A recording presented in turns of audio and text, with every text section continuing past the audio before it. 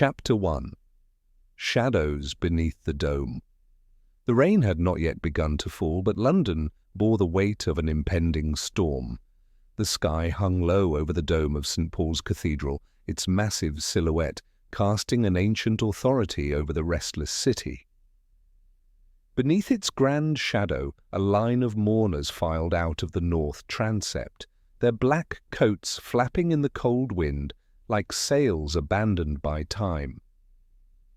They had gathered for the memorial service of Sir Lionel Lawton, a financier of impeccable reputation, a philanthropist known across 3 continents, and, perhaps most notably, a man who had amassed enemies in the most civilized circles of British society.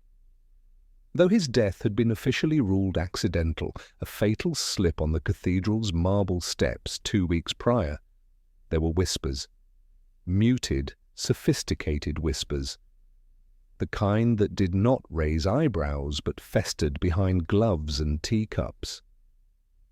Inside the cathedral, as the last echo of the organ faded, a man stood still, looking not at the altar, but at the floor beneath it.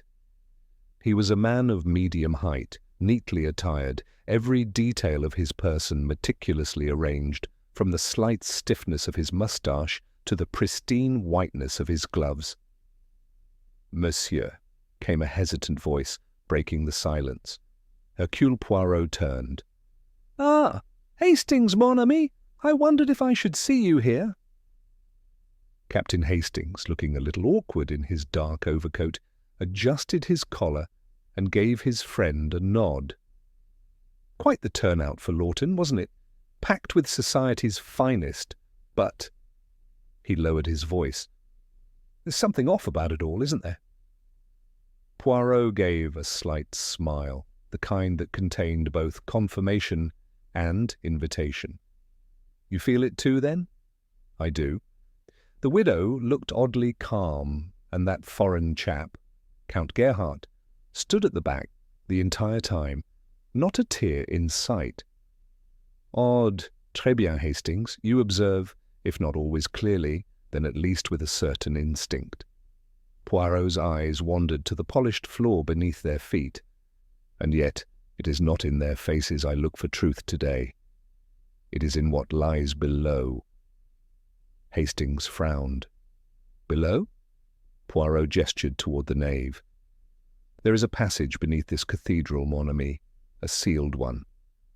Forgotten, as they say. But I do not believe in forgotten things, not in murder." Hastings was stunned. "Murder? But it was a fall. He tripped." "Ah, the most convenient of deaths," Poirot replied. Voice soft but assured. No sign of struggle, no need for questions. But consider, Sir Lionel was not a man who stumbled off, and least of all on the cathedral's very steps. They began to walk slowly, the stone archways around them filtering the grey light into narrow slits. A low hum lingered in the cathedral air, as though even the walls remembered something they could not speak aloud. "There are other signs," Poirot continued.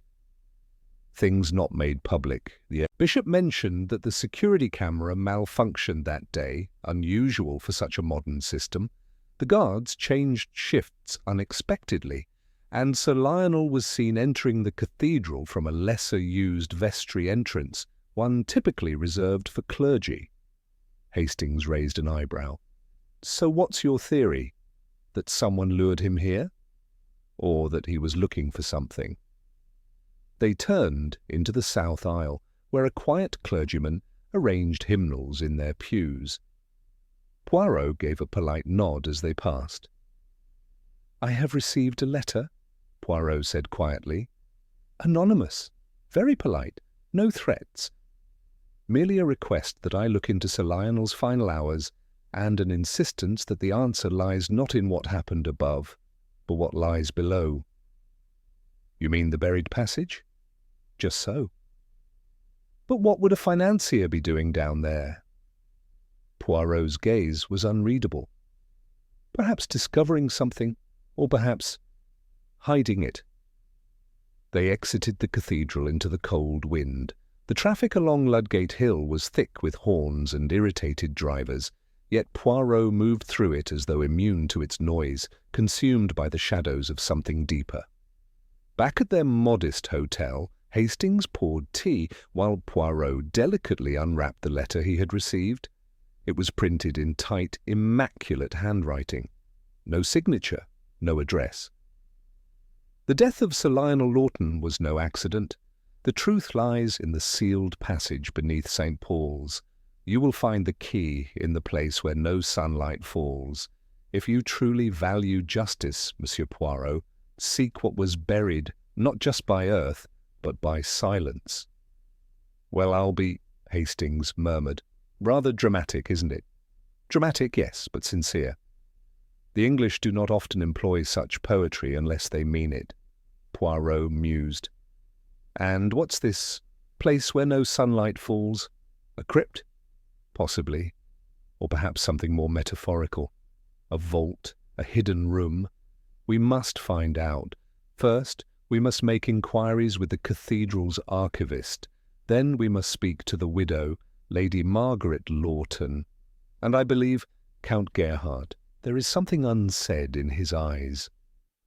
Do you really think someone pushed him, Poirot? Poirot's eyes narrowed, though his voice remained measured. No, Hastings. I think someone planned a death so well it was made to look like the victim simply fell. And as the storm finally broke above London, with rain tapping gently on the windows, Poirot sat quietly, already mapping the shadows that curved not just beneath the cathedral, but within the human soul. Chapter 2. The First Clues. The next morning the rain had ceased, leaving behind a gleam on the London streets like polished slate. Hercule Poirot and Captain Hastings stood before a modest side entrance to St. Paul's Cathedral, the clergy door, as it was known to those who belonged not just to the church, but to its secrets. They had arranged a meeting with Reverend Ambrose Lawton, the cathedral's archivist and keeper of historical records. "He is the sort of man," Poirot had said on the way there, "who remembers everything, dates, names, locks and keys, and perhaps a forgotten passage or two." The door creaked open and Reverend Lawton emerged with the cautious politeness of a man not accustomed to morning visits. His frame was wiry, and his spectacles perched precariously on the tip of a long, pale nose. He wore the expression of a man perpetually concerned about books that might be mishandled. "Mr. Poirot?" he greeted, peering at the detective with a blink. "And this would be—" "Captain Hastings," said Poirot warmly, stepping forward. "Mercy for agreeing to meet us, Reverend. We do not wish to disturb your duties, only to ask some questions, discreet ones." Reverend Lawton's brow furrowed. "About Sir Lionel Lawton's accident?" "Just so." The archivist hesitated. "I am not sure I have much to offer. His fall was most tragic, but I was not nearby when it happened." "We are interested," Poirot said delicately, "in the structure beneath the cathedral. The old vaults? Possibly a passage that has been sealed?" Reverend Lawton's eyes narrowed behind his glasses. "Ah, you mean the Eastern Passage?" "The Eastern Passage," Hastings repeated. "It was once part of a medieval construction. Predates this cathedral, in fact. During the 17th century it was walled off. Some say it was sealed due to instability. Others whisper about, superstitions. I have never seen it myself, but there are references to it in the cathedral's old architectural logs." "And is it accessible now?" Poirot asked. The Reverend shook his head. "Number. The entrance was bricked over centuries ago. Some say it lies behind the old vestry wall, but I assure you there's no way into it now, not without removing stonework." "Still," said Poirot with interest, "it seems a curious thing. Might Sir Lionel have taken an interest in this passage?" Reverend Lawton hesitated again. "Well, now that you mention it, He did ask to see some of our older plans about a month ago. Said he was researching ecclesiastical architecture. I didn't question it. He was a patron of the cathedral. Poirot's moustache twitched faintly. Did he take any of the documents? No, but he asked for copies of certain diagrams. One of them, yes, I recall. It showed the base level beneath the vestry. Hastings looked intrigued. So he was curious about the sealed area? Possibly. I thought it odd at the time, but he seemed very polite about it, even enthusiastic. Reverend Lawton excused himself briefly and returned with a faded blueprint encased in a thin plastic sleeve. This is one of the diagrams he studied. You'll see here, he pointed with a pale finger, a crude outline of what used to be the passage. There's no definitive record of what lies within, only that it was sealed after a fire in 1633. Poirot studied the plan in silence. Then, gently, he asked, "Do you recall if Sir Lionel mentioned the phrase, 'a place where no sunlight falls'?" Lawton blinked. But it does sound like something from the Book of Hours or an old monastic journal. Possibly a metaphor for the undercroft or the dead. Why? Poirot gave a soft, non-committal murmur. An anonymous letter directed me to that phrase, and to this passage. The Reverend's face twitched at the word anonymous, but he said nothing. They thanked him and departed with the copy of the diagram. As they emerged into the crisp morning air, Hastings turned to Poirot. Well, it seems Sir Lionel had more than a passing interest in the cathedral's architecture. If he did find a way into that passage, do you suppose it was a treasure he sought? Documents? A relic? Perhaps, Poirot said, his tone distant. Or perhaps it was not what he hoped to find, but what he feared might already be there. Back at their lodgings, Poirot laid the diagram flat on the desk and studied it with the intensity of a man deciphering a palimpsest. "The vestry is the key," he said. "It was the route Lionel used to enter the cathedral that day. It aligns with this sealed wall, and from here," he pointed with precision, "one could disappear from view long enough for something unfortunate to occur." Hastings was frowning. But what are we suggesting now? That someone knew he would go down there, that they followed him in? Or that they lured him in, Poirot replied. We must speak with Lady Margaret Lawton next. The widow, yes, but not, I think, the grieving sort. Let us see what she knew of her husband's obsessions. As Poirot folded the diagram and placed it into his travel case, the light outside flickered and a carriage rumbled past. Somewhere far below the cobbled streets and stonework of London, a passage lay sealed and silent, forgotten by most, but not, Poirot believed, by all. Chapter 3. The Gathering of Suspects. Lady Margaret Lawton resided in a white stone Georgian townhouse off Grosvenor Square, the sort of dignified London residence that wore its elegance like a silk glove, charming, expensive, and just impervious enough to the vulgarities of grief. When Hercule Poirot and Captain Hastings were announced, she received them in a drawing-room that smelled faintly of violets and old books. The windows were draped in pale silk, and a soft fire flickered in the hearth despite the mildness of the day. Lady Margaret herself sat perfectly poised, a china teacup in her hand, and a sapphire brooch gleaming at her collar. Her morning attire was impeccably tailored, more couture than sorrow. "I'm quite familiar with your reputation, Monsieur Poirot," she said smoothly, though I was not aware that my husband's death had warranted such attention. Poirot inclined his head with gentle courtesy. "It is precisely that which draws me, madam, that it appears so tidy, so accidental. And yet I find myself asking, why was Sir Lionel in the cathedral that morning, alone, by an entrance he did not normally use?" Lady Margaret's gaze remained fixed on the tea in her lap. My husband was a man of habit, yes, but he also had moods. He found solace in quiet places. He was under a great deal of strain these past months. Strain? Hastings echoed, leaning forward. She hesitated. The market downturn, a few investors pulling out.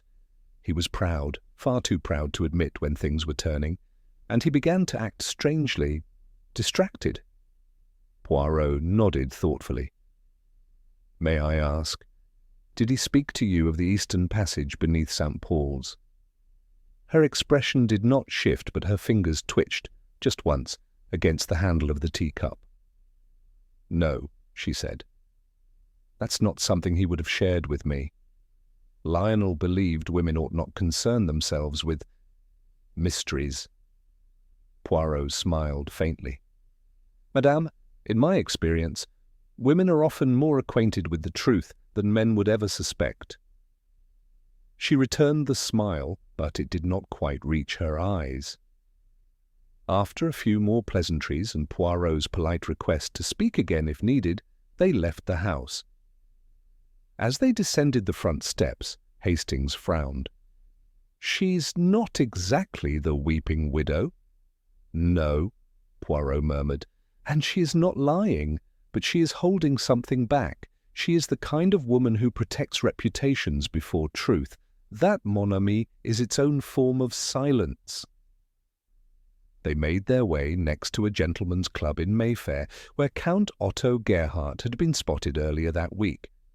A reserved figure in London's elite circles, the Count had long maintained a friendship with Sir Lionel that many believed was based on business and convenience. Inside the club's wood-panelled reading room, they found him seated with a newspaper folded precisely at the centre. He was a tall man with silver-blonde hair swept back from his forehead, and he looked up at Poirot with the aloof calm of a man who considered discretion an art form. "You are not here for a social call, Monsieur Poirot," he said in a low Germanic baritone. "So you believe Lionel did not fall by accident?" Poirot offered a seat and answered with delicate honesty. "I believe there are questions that deserve clearer answers." Gerhardt's mouth curved slightly, though it was not a smile. "He was obsessed, you know, with things beneath the surface. Old secrets, tunnels. He fancied himself a man who could unlock truths others had forgotten." "Did he ever mention the Eastern Passage?" Hastings asked. "He did," the Count replied easily.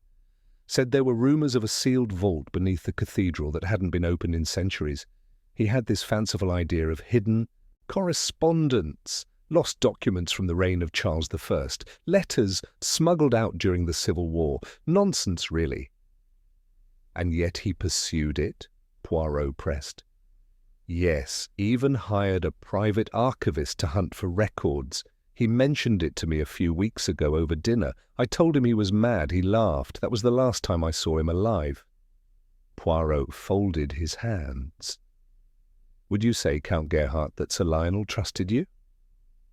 The Count's eyes met Poirot's for a long, unreadable moment. "Number, I would say he wanted to. There is a difference." That night, Poirot and Hastings compiled a growing list of those closest to Sir Lionel in his final weeks. Beyond Lady Margaret and the Count there was Frances Burnell, Sir Lionel's personal secretary, efficient, intelligent, fiercely private. Dr. Augustus Vale, a family friend and psychiatrist whom Sir Lionel consulted quietly during times of personal distress. Archdeacon Edwin Smythe, a clergyman at St. Paul's, who had reportedly met with Sir Lionel several times in the month before his death. "One of these people," Poirot murmured as he pinned the names on a board, "knows the passage is more than legend. One of them was there when Lionel fell, or arranged for it to happen." He stepped back, surveying the names. "Let us see what the little grey cells can uncover when each of them is brought into the light." Chapter 4. Poirot arrives. On a brisk Thursday morning, as the early bells of St. Paul's echoed solemnly across the city, Hercule Poirot made his formal entrance into the investigation, not as a wandering observer, but as an invited force. The Dean of the Cathedral, Reverend Charles Benedict, had, albeit reluctantly, granted Poirot limited access to the cathedral's records and staff after receiving a polite yet persuasive letter, penned on Poirot's own embossed stationery. Though not convinced of foul play, the Dean acknowledged the value of discretion in high society matters and, more importantly, wished to avoid scandal. "I understand," he had written, "that Monsieur Poirot's investigations are often quiet perhaps, but never idle." Poirot arrived that morning not in haste, but with his usual deliberate flair. He wore a dove-grey coat, a navy silk cravat, and gloves as spotless as his logic. Hastings, in contrast, looked slightly windswept, his collar refusing to stay down as he jogged to keep pace. They entered the cathedral via the cloisters, greeted by a young verger who led them to the chapter house, an austere chamber of old oak and stone reserved for ecclesiastical discussions. Today, however, it served as Poirot's temporary interview room. The first to arrive was Frances Burnell, Sir Lionel's secretary. She was a woman in her mid-30s, with sharply drawn features and eyes that flickered constantly, as if mentally correcting the grammar of everything she saw. She wore a black suit with an ivory blouse, no jewellery, no perfume.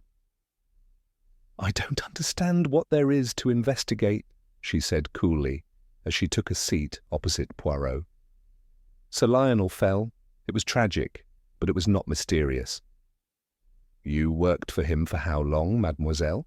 Poirot asked gently. 7 years. I was his executive secretary, managed correspondence, arranged travel, paid staff, ensured meetings ran on time." "You knew his habits, then?" "Intimately." "Did you know of his interest in the Eastern Passage beneath this cathedral?" Frances hesitated. It was brief, half a breath, but Poirot noticed. "He mentioned it," she admitted. "Only once. Said he had heard something curious and wanted to explore it. I thought it was a distraction, a harmless one." "Did he ever mention finding something?" "No." Her voice was firm now, almost defensive. "But he grew secretive, especially in the last few weeks." "In what way?" "He stopped using the main correspondence ledger. I began meeting people off-book. I only found out by checking his private calendar." "Names?" Poirot asked delicately. "I recall one, Dr. Augustus Vale, the psychiatrist. Lionel saw him years ago during a difficult period. I thought it odd he'd return to him now." When she departed, Poirot made a small note. "She is precise," he said to Hastings, "and yet too certain. When one fears the disruption of order, one will deny disorder even when it knocks at the door." The next visitor arrived late. Archdeacon Edwin Smythe, a slender man in his 60s, with thinning hair and a face that had long since surrendered to melancholy. He carried a weathered book of sermons under his arm and looked at Poirot with quiet wariness. "You knew Sir Lionel well?" Poirot asked after initial courtesies. "Well enough. He was not a religious man, but he had a fondness for architecture and the sacred stillness of this place. He came often. We spoke of art, morality, secrets." "Secrets?" The Archdeacon shrugged faintly. "He said he was being followed. I asked if he meant physically, and he laughed. He said, 'No, by shadows.'"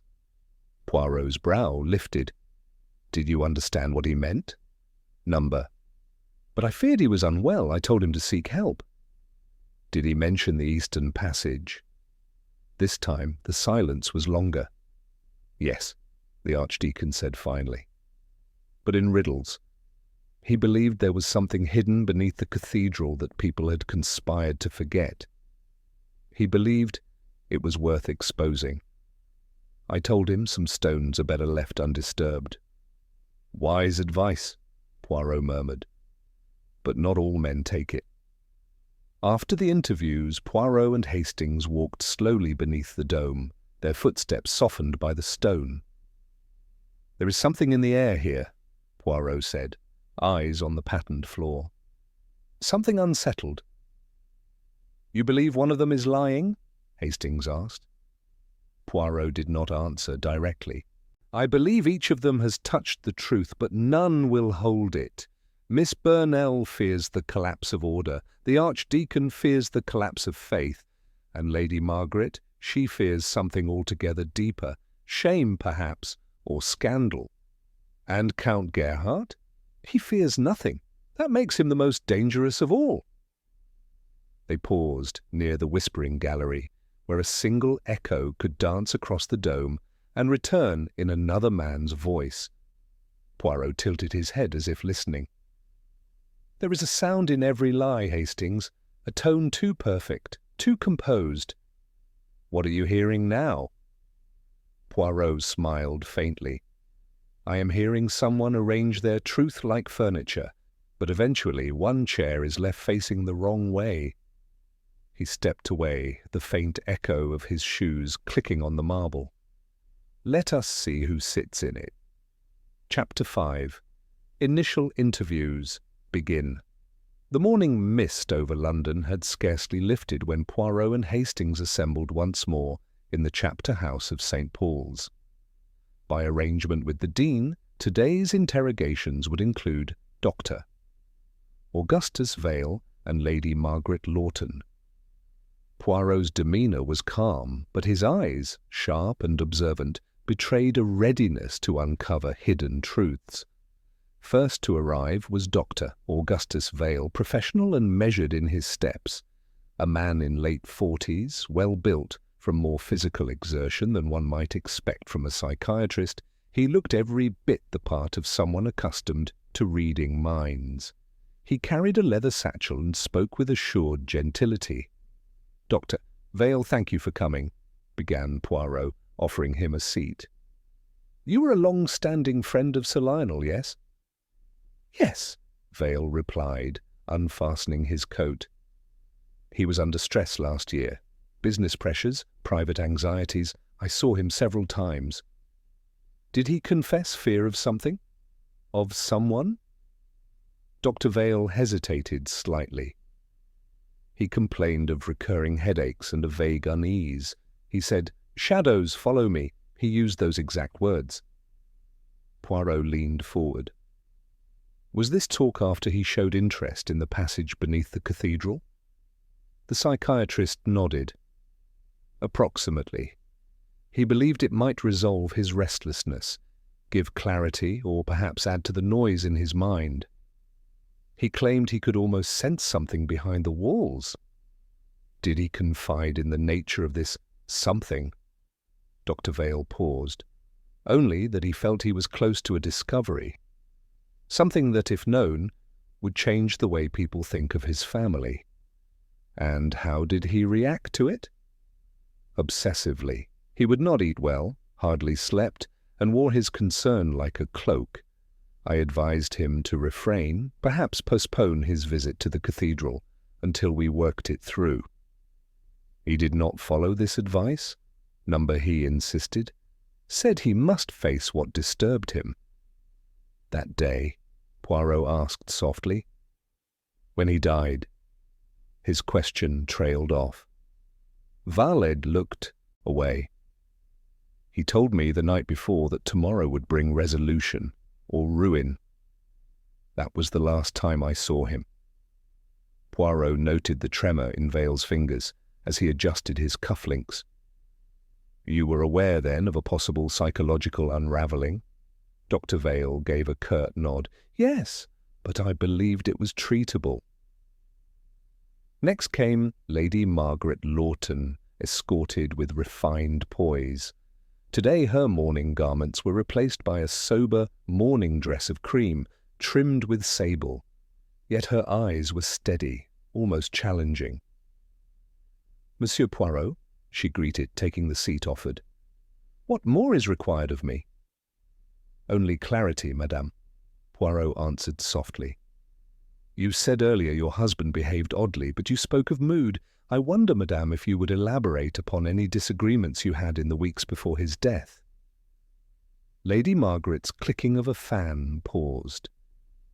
"We argued once over money. The investments were suffering, and I urged him to rein them in.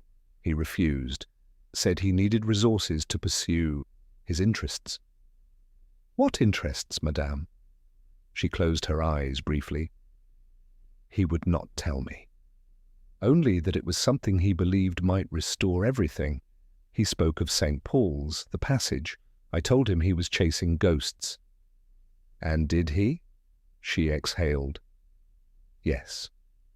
Poirot fixed her with an empathetic gaze. "Forgive me, madame, but did you ever accompany him to the cathedral? Did you ever talk about it afterward?" Her expression flickered, just for a moment. "Number, I didn't understand enough. Did you ever worry for his safety?" She looked away. "Yes, but I believed he was safe. In church? With me? In his head?" Poirot sensed the conflict within her. "Did you know of any enemies? Any animosity toward your husband?" She hesitated. "None worth mentioning. He had professional competitors, but competition is not murder." As she left, Hastings poured himself water from the carafe on the table. "It's like peeling layers," he said. "Each suspect reveals a new angle, but nothing decisive." "Exactly, Hastings," said Poirot quietly. "We have Burnell, precise; Smythe, the cautious clergy; Vale, complicated mind; and Lady Margaret, protective of reputation." He tapped his finger on the wooden table. "All have motives: fear of ruin, anxiety of scandal, even secret knowledge." Hastings nodded. "But nothing yet puts any of them at the scene, or frames someone else." Poirot's gaze turned inward, as though searching through a mental vault. "We must seek contradiction," he said. "Clashes between what they say and what they want us to believe." They packed up and left, descending the stone staircase beneath the cathedral. Their steps echoed around them in hushed tones. "Now, Hastings," Poirot said, as they emerged, "it may be time for the Count. His reserve and nonchalance perhaps conceal more than all the others combined." Hastings nodded. "But he was so calm at the club." "Appearances garnish the truth," Poirot replied. "Let us prepare ourselves. We shall meet him in due course." Back upstairs, a small object caught Poirot's eye, a fallen leaflet from the chapter house chairs. He picked it up. It was a printed invitation to an upcoming heritage tour of the cathedral's vaults. On the back, faintly embossed, were Margaret's initials. Poirot showed it to Hastings. "Notice this," he whispered. "Lady Margaret planned to join a tour of the vaults. She claims she knows nothing of the passage, yet here is proof of her interest." Hastings stared. "Good God!" "Indeed," Poirot murmured. "The game continues, and the players are still alive to make mistakes." Chapter 6. First false lead. The next morning broke sharp and clear over London, as though the sky itself had scoured the shadows from its surface. Poirot, however, knew better. Truth, especially the kind buried beneath stone, and silence, seldom emerged so willingly. It had to be coaxed, gently, precisely, until the cracks in the facade revealed what lay beneath. They returned to St. Paul's that morning to find a commotion near the northern steps, the very spot where Sir Lionel had supposedly fallen to his death. A small cluster of vergers and a constable stood over a rectangular metal grate set into the flagstones. "What is it?" Hastings asked as they approached. "A cleaner found it half pried open," one of the vergers explained.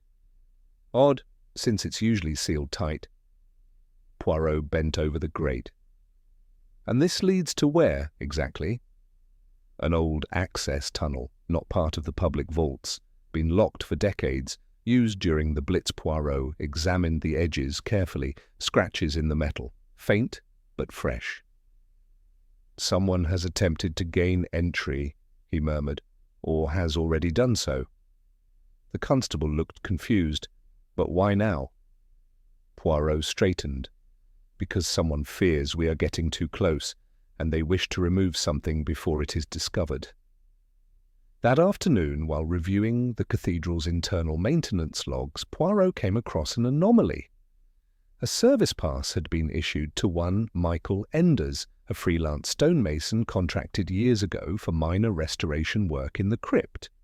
Curiously, that pass had been reactivated 3 weeks prior, days before Sir Lionel's death, by someone using the Archdeacon's authorization code. When confronted with this detail in a private meeting, Archdeacon Smythe looked stunned. "I never approved such a request," he insisted, pale with alarm. "Enders? He hasn't been engaged in years." "But your code was used," Poirot pressed gently. "Either you permitted it and forgot, or someone else had access."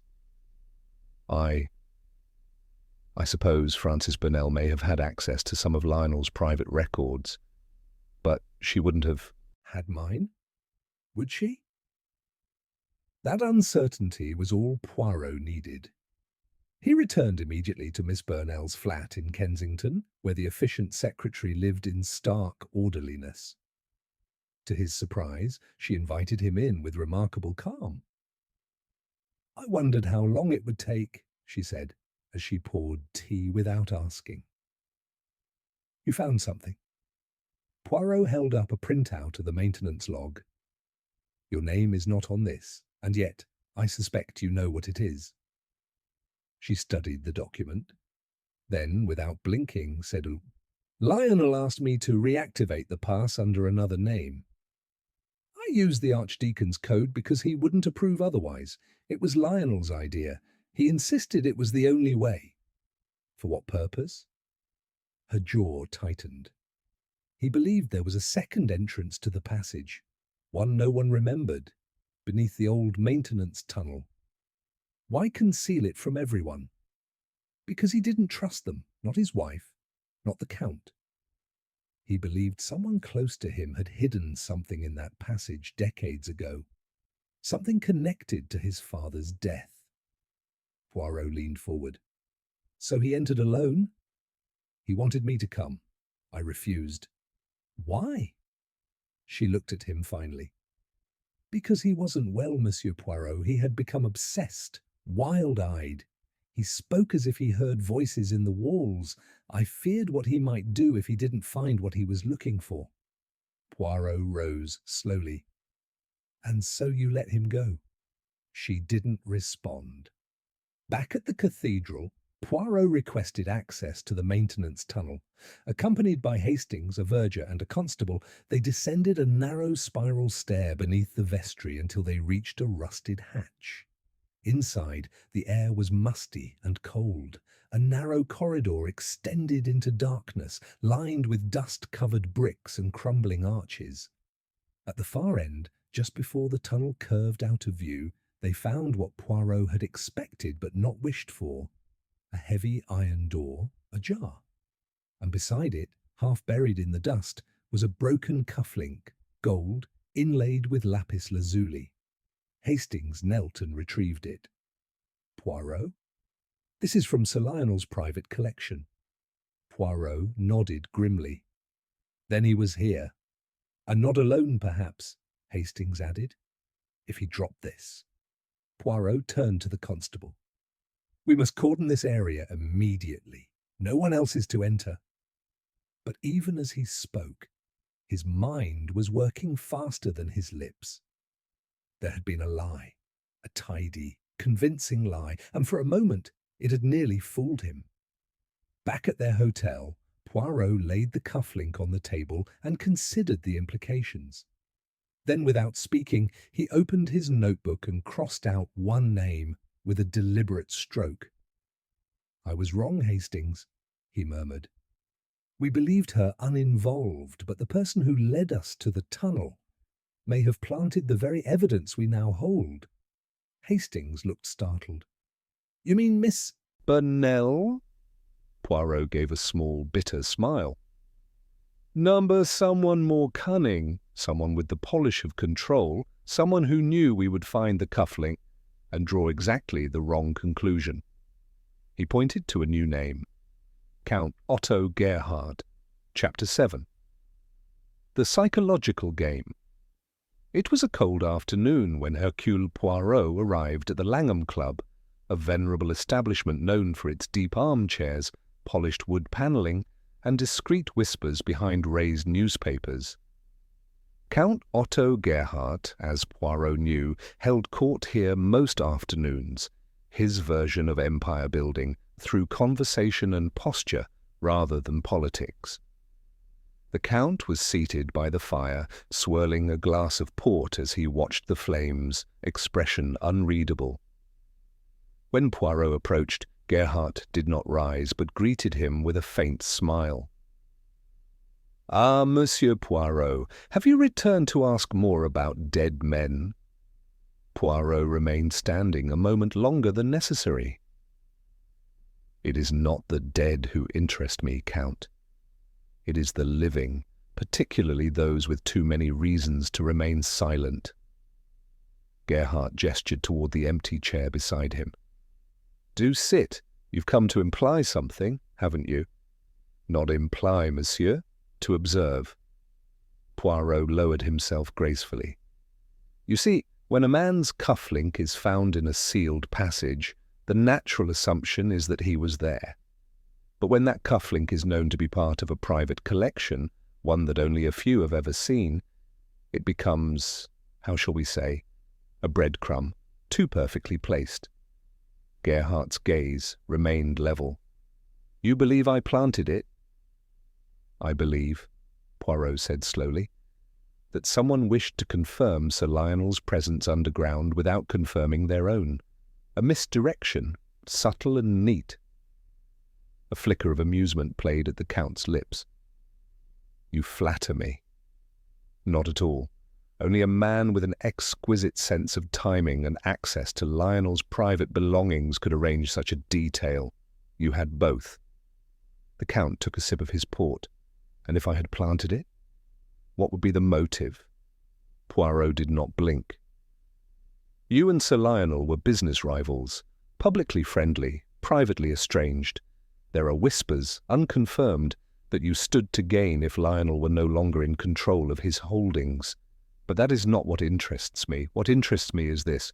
You told me Lionel had shown you the manuscript from the Priory. That was untrue. Gerhardt raised a brow. And how do you know that? Because the only two people Sir Lionel told about the manuscript were Miss Durrell, who helped him decipher it, and his wife.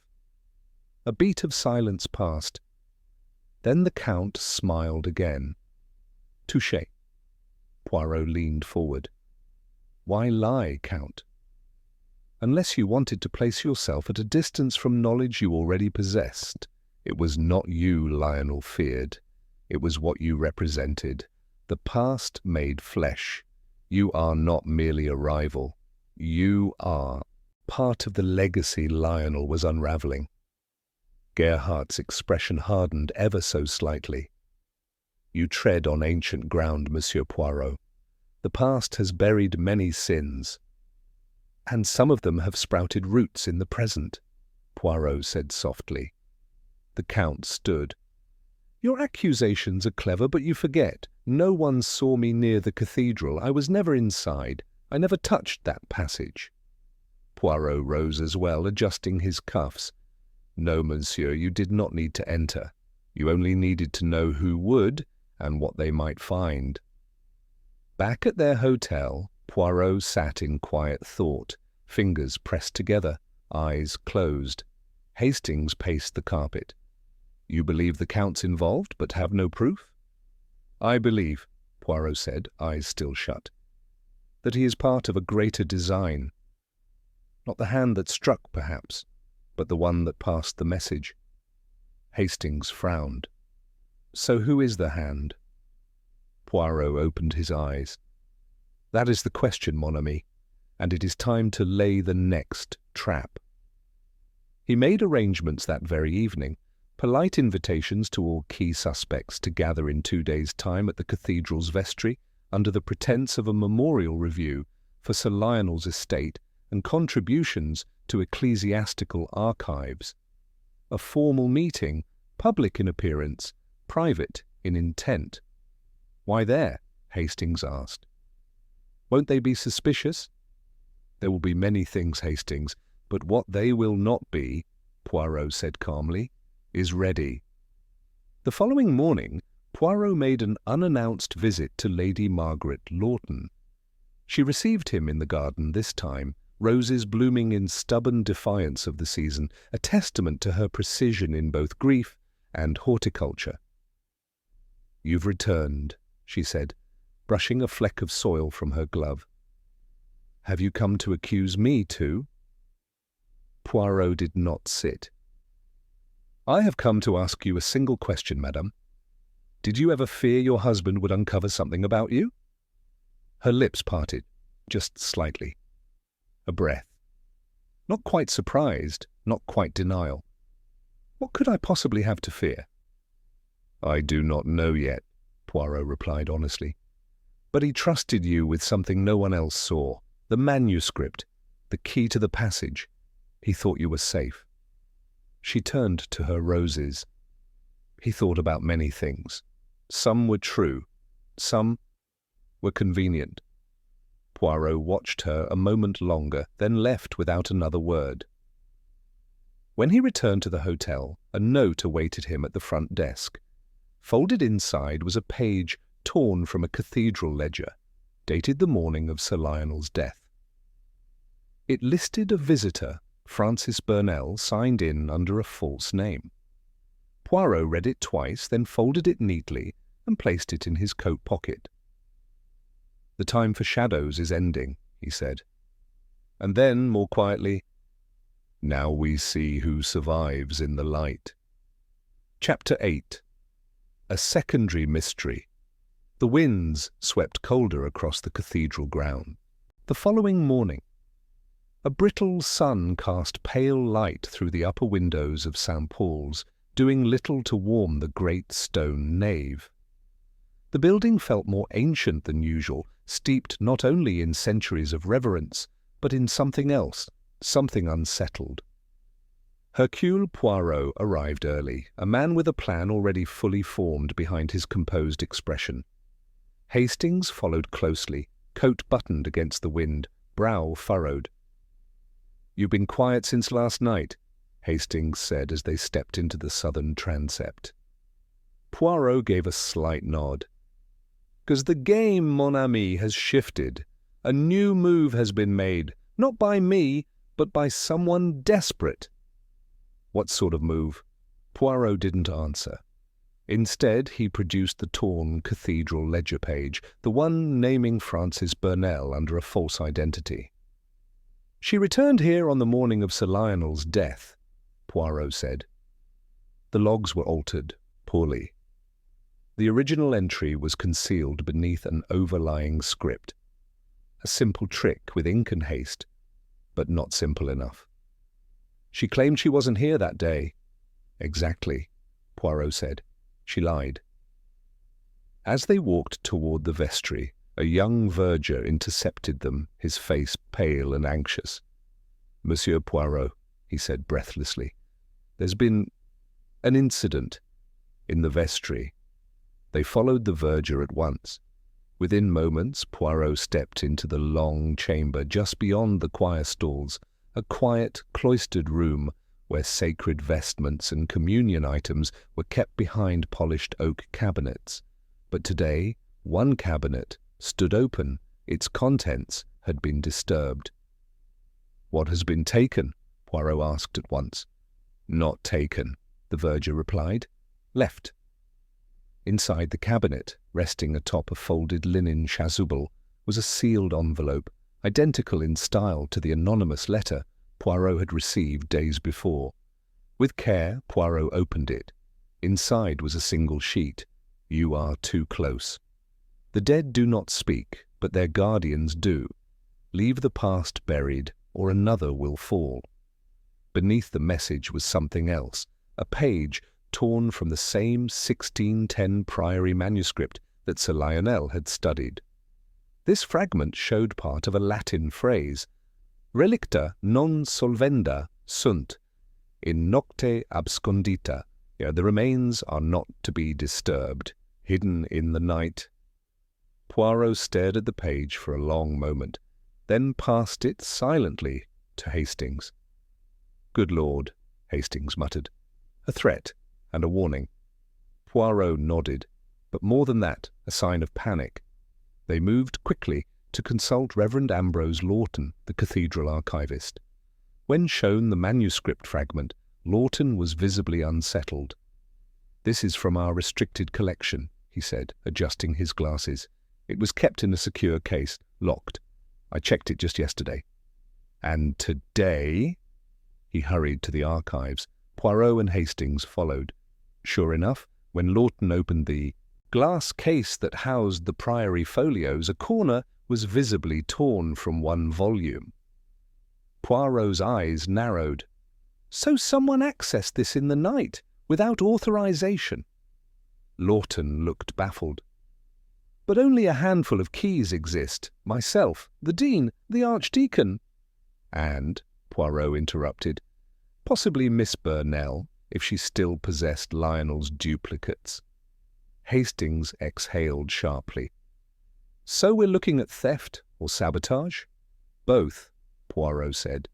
"Someone is not merely hiding evidence, they're curating it, choosing what is revealed and what is destroyed." They left the archives and returned to the cathedral's nave, where the stillness felt tense, like a breath being held.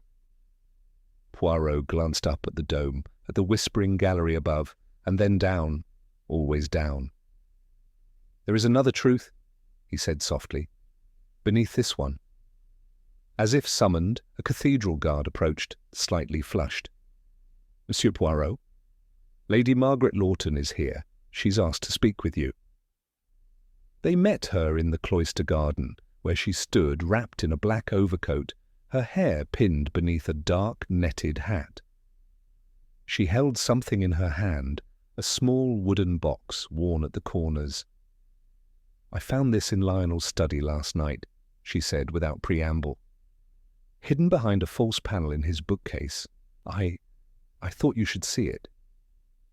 Poirot took the box gently and opened it. Inside were 3 items. A second, identical cufflink to the one found in the tunnel. A folded letter written in Lionel's hand, dated 2 days before his death. A key, long, iron, clearly ancient. He unfolded the letter. It was addressed, not to Lady Margaret, but to Francis Burnell. "Francis, if anything happens to me, I must trust that you'll know what to do. The passage leads to more than one stone. They will come for it. Guard the key, guard the truth. I have been followed." El Poirot read it twice, then folded it carefully and returned it to the box. "Madame," he said softly, "you have done well. But this," he held up the key, "is dangerous now. It will draw the person who sent that warning like blood draws a hound." She nodded once. "Then you better use it before they do." As she walked away, her posture tall and unshaken, Hastings said, "Do you believe she's innocent?" Poirot watched her go. "I believe," he said slowly, "that she is finally ready to be." Chapter 9. Hidden Connections. The iron key sat on the table between Poirot and Hastings like a relic from another world, long, corroded in places but unmistakably important. It bore no markings, save for a faint symbol etched into the handle, a triangle enclosing 3 small circles, the same symbol that had appeared in the manuscript, the same that Sir Lionel had pursued with growing desperation. "This key," Hastings said, examining it, "must open something inside the sealed passage. That's where it leads." "Isn't it?" Poirot gave a slow nod. Yes, mon ami. But we must not rush. Keys open more than doors. They open truths, and we are not yet ready to face all of them. He folded his hands. Before we descend further into the earth, we must ascend into the minds of those who walk above it. Someone wants to control the narrative of Lionel's death and of what he uncovered, but to do that, they must control the people around him. Who exactly are you referring to? Poirot stood, retrieved a file from his satchel, and laid out a set of documents. We start with relationships, Hastings, because murder, no matter how calculated, is still a human act. He arranged the photographs and dossiers in a careful grid on the hotel room table. Lady Margaret Lawton, Francis Burnell, Dr. Augustus Vale, Count Otto Gerhardt, Archdeacon Edwin Smythe, Beatrice Dorrell. Consider this, Poirot said. Sir Lionel confided his suspicions to Dr. Vale and Francis Burnell. He trusted Lady Margaret enough to share the manuscript. He discussed old secrets with Archdeacon Smythe. And yet, when we examine the movements surrounding his death, we find inconsistencies, small ones, but crucial. He tapped the file on Francis Burnell. She claimed she wasn't at the cathedral the day Lionel died. We now know that was false. Her entry was logged under an alias. Perhaps she was just protecting his privacy. Perhaps. Or perhaps she feared discovery. Next, Poirot tapped the file on Dr. Vale. He positioned himself as a concerned friend, but he met with Lionel in private just before the incident, then failed to mention the precise content of their conversation. "And Lady Margaret?" Hastings asked. "She is held back more than she lets on, but her actions now, bringing us the letter, speak to a shift. Guilt, maybe, or a genuine desire to undo her silence." Poirot turned the final file toward Hastings. "But this, Hastings, this is where the pattern emerges. Count Otto Gerhardt. You still believe he's central?" Poirot smiled faintly. "The Count has investments in several heritage trusts. One of those, the Gerhardt Antiquarian Fund, provided financial assistance to a restoration project here at St. Paul's, specifically the old crypts and vestry." He opened a thin document marked Restoration Account, 2019. "Look at the signature beneath the approval stamp," Poirot said. Hastings leaned in. "Beatrice Dorrell?" "Just so. Miss Dorrell served as historical consultant on that project, which means she and the Count were professionally linked before Lionel's manuscript ever surfaced. But she claimed to know nothing of him beyond formal dinners." Poirot's brow arched. "A lie, subtle. Not about knowing him, but about the nature of that relationship. The Count funds, she researches. He remains in the shadows. She emerges as the academic face." Poirot stepped back, arms folded. "Now let us return to the manuscript fragment found in the vestry. It was torn from the cathedral's archives. Only 3 people had official access: the archivist, the archdeacon, and Dr. Vale, but Beatrice Dorrell had access through Lionel." "Indeed. But if she already possessed a fragment, or had once handled it during restoration, might she have known more than she admitted?" Hastings looked overwhelmed. "So you think the Count and Miss Dorrell worked together to manipulate Lionel?" "I think," Poirot said, "they feared what Lionel might expose. I think the Count learned long ago that the manuscript pointed to a secret buried beneath St. Paul's.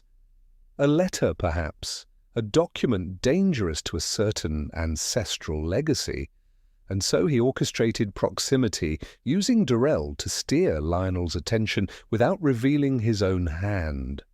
Then why not stop Lionel sooner? Because they underestimated him until he found the passage." Poirot picked up the iron key and turned it over slowly. "And someone followed him in." A knock interrupted them. It was the concierge holding a telegram. Poirot accepted it, unfolded the slip of paper, and read it aloud. Vault entry recorded last night. Motion detector tripped. No official access logged. Requested by Verger Thomas, temporary staff. Name not matched in personnel files. Cathedral Security Office. Hastings blinked. A false identity, Poirot nodded, and someone bold enough to return to the scene. He turned to Hastings, eyes bright. We are going tonight. The truth waits in the dark, and this time we do not go unarmed. Chapter 10. Poirot's Secret Clue. Night fell early over London, its streets veiled in mist and the distant echo of carriage wheels softened by damp stone. St. Paul's Cathedral, silent and immutable, loomed against the grey like a monument carved out of time itself. But beneath its sacred floor, secrets stirred, and Hercule Poirot was ready to meet them. At precisely 11 o'clock, Poirot and Hastings arrived at the southern side gate of the cathedral. They were met by a senior security officer, Inspector Dalloway, a no-nonsense man who had agreed, albeit reluctantly, to grant temporary after-hours access to the restricted lower crypts. No mention had been made to church officials. Poirot insisted on utmost secrecy. "I don't much like this," Dalloway muttered as he unlocked the wrought-iron gate. "We're not supposed to be here." Poirot inclined his head. "But we must be here, Inspector. The past does not wait politely to be discovered. It whispers when it chooses." The party descended into the undercroft where the scent of dust, damp limestone and cold iron pervaded. They moved past the memorial tombs and down a seldom-used corridor that had once served as a maintenance passage during the Second World War. At the end stood the same iron door Poirot had discovered earlier, the one ajar, the one beside which the cufflink had been planted. Now the door was closed. Hastings hesitated. "Wasn't it left open before?" "Oui," Poirot murmured. "Now it is closed, but not locked." He grasped the rusted handle and pulled. The door creaked open into a narrow, vaulted chamber. A lantern flickered on a makeshift crate near the centre. Its candle burned low. Beyond it stretched a corridor of ancient stone, narrow and bowed, black with age and time. At the far end, they could just make out what looked like an altar, or raised dais. Poirot motioned for Hastings and Dalloway to stay behind. One man must listen to the walls, more than one, and the echoes drown the message. He stepped forward slowly, his polished shoes silent against the stone. He paused at intervals, observing the floor, the scuffed walls, the dust, too recently disturbed. At the centre of the corridor lay a square impression in the floor, just slightly raised. He knelt. "A trap door," he said softly. "Secured once by a key. This must be the place." He retrieved the iron key from his coat and fitted it into the lock embedded in the stone plate. With a loud clack, the mechanism yielded. He lifted the panel. Inside was a cavity no deeper than a suitcase. Within it lay a parcel, cloth-wrapped, tightly bound with twine. Poirot lifted it with care. It was heavy, and he could feel something rigid within. He brought it back to the others and laid it on the crate.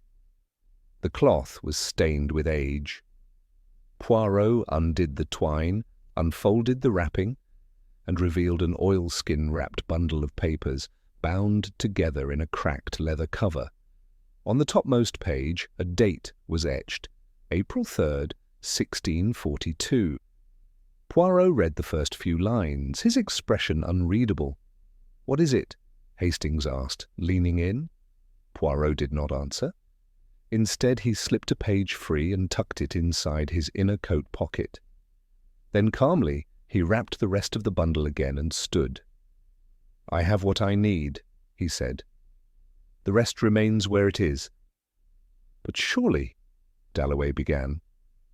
Poirot silenced him with a glance. "If I remove the truth before the web is complete, I risk alerting the spider. That," he added, "we cannot afford." They resealed the trapdoor, returned through the tunnel, and locked the passage behind them. Only once they were safely outside the cathedral grounds did Poirot speak again. "Hastings, mon ami, what do you make of this document?" "Well, I couldn't see much. A letter, maybe? Written during the Civil War?" Poirot nodded. "A letter from a royal agent, a spy for the crown, detailing bribes, betrayals, and the secret exile of an aristocrat whose descendants remained hidden in plain sight for centuries. Someone connected to Sir Lionel?" Poirot's expression darkened. "Not just connected. This document reveals that Lionel's great-grandfather was not merely a financier, but the illegitimate heir of a disgraced royal house, disgraced because of treason." Hastings gasped. "Good heavens!" "Now imagine," Poirot said softly, "that this truth, long buried, would upend reputations, destroy fortunes, perhaps even call into question inheritances and claims to vast estates." "Motivation for murder, then?" "Just so, and more than one person had reason to keep it hidden." Poirot touched the inside of his coat pocket where the key page now lay. "There was a detail in the document," he said. "Not about Lionel's family, but about someone else entirely. A name I did not expect. A connection buried in the margins." "A name?" Poirot looked up at the clouded London sky. "I will not say. Not yet. Not until the curtain is ready to fall." They walked in silence for a moment.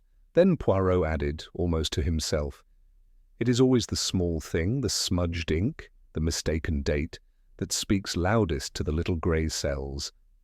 And this time, Hastings, they have spoken very clearly." Chapter 11. Tensions rise. The morning after their nocturnal excursion beneath St. Paul's, Poirot rose early, dressed with even greater precision than usual, and took his breakfast in a calculated silence. Hastings, bleary-eyed and still processing the revelation of the hidden letter, sipped his tea across from him. "Poirot," he finally asked, "are you going to tell me what was in that margin?" Poirot adjusted his napkin with a quiet sigh. "No, not yet. Not until the pieces align. I must observe one more thing. Then the picture will be whole." "You always say that," Hastings grumbled, "and then you disappear into your own mind until someone tries to kill us." Poirot offered a faint smile. "We are close, mon ami. Close enough that someone else may panic. The key is to watch, not for violence, but for pressure. Apply it gently, and the fractures will show. The pressure, as it turned out, would apply itself." That afternoon, the meeting Poirot had discreetly arranged came to pass. A formal review of Sir Lionel's estate documents, held under the pretext of transferring records to the cathedral's historical archive. All of the central figures had been summoned: Lady Margaret, Francis Burnell, Count Gerhardt, Dr. Vale, and Beatrice Dorrell. It was a subtle trap, and everyone had stepped neatly into it. They gathered in the small chapter room beside the vestry, with Inspector Dalloway present under the guise of overseeing documentation. A single folder sat in the centre of the table, entirely blank. It was the bait. Poirot entered last, with Hastings at his side. He greeted each guest warmly, but offered no explanations. He simply took a chair, folded his hands, and began to speak. "Monsieur, mesdames," he said, voice gentle, "you are wondering why I have brought you here. Some of you may even suspect, but today I wish to observe, not accuse." An awkward silence followed. Poirot continued. "Sir Lionel Lawton died on these cathedral steps. The world believes he fell, but I do not. And I believe someone in this room knows why." The room grew still. Lady Margaret's hand trembled as she adjusted her bracelet. Frances Burnell looked down at her notebook, though she did not write. Beatrice Dorrell gave a faint, almost imperceptible scoff. Count Gerhardt simply watched Poirot with a disinterested tilt of the head. Only Dr. Vale remained perfectly composed, fingers steepled before him. Poirot's gaze drifted over each of them. Sir Lionel discovered a secret buried beneath this cathedral, a truth with consequences, and he shared it selectively. He let the word hang. Lady Margaret spoke first. "Are we under suspicion?" "Madame," Poirot said gently, "we are under tension." He rose and walked to the table, tapping the blank folder. "This file contains nothing, but you assumed it might contain everything. Already I see nerves fray. The question is not who had a motive. All of you did. The question is who acted." Beatrice Dorrell bristled. "If you have evidence, Monsieur Poirot, present it. Otherwise this is little more than theatre." Poirot gave a slight bow. "But, mademoiselle, theatre reveals more truth than interrogation. Observe—" He turned suddenly to Frances Burnell. "You entered the cathedral the morning of Sir Lionel's death. You signed in under a false name. Pourquoi?" Frances went pale. I only meant to protect his privacy." "Yet you did not leave with him," Poirot said. "You left earlier. What did you see, Miss Burnell, before you walked away?" Frances looked around the room. Her voice cracked. "I saw him enter the vestry with someone else, that's all." "Someone else?" Hastings repeated. "Who?" She hesitated. "I couldn't see clearly, but I thought it might be Count Gerhardt." All heads turned to the Count, who arched an eyebrow and leaned back. "How convenient," he said dryly. "A ghost in the vestry." "I didn't say I was certain," Frances snapped, more emotional than before. "But it was someone tall, someone he trusted." Poirot nodded. "You see how suspicion grows, like ivy. Miss Burnell accuses with a glance, the Count parries with contempt. Madame Lawton tightens her jaw, and Dr. Vale, he watches it all, quietly taking note." Dr. Vale inclined his head. "You flatter me, Monsieur Poirot, but you are correct. I am observing." Poirot turned to him. "You knew something no one else did, Doctor, that Lionel feared betrayal, that he believed the truth beneath the cathedral would expose more than family secrets." "And I warned him," Vale said. "Told him obsession was dangerous, told him not to go back." "And yet someone followed him," Poirot said. Tension rippled across the room, like a silent storm. The detective allowed it to settle before delivering the final note. "The person who followed Lionel into that tunnel knew where he would be, knew when he would be alone, and knew what he would find."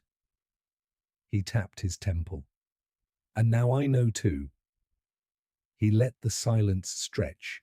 The air in the room thickened, as though even the old cathedral stones held their breath. Then Poirot spoke again, softly, with finality.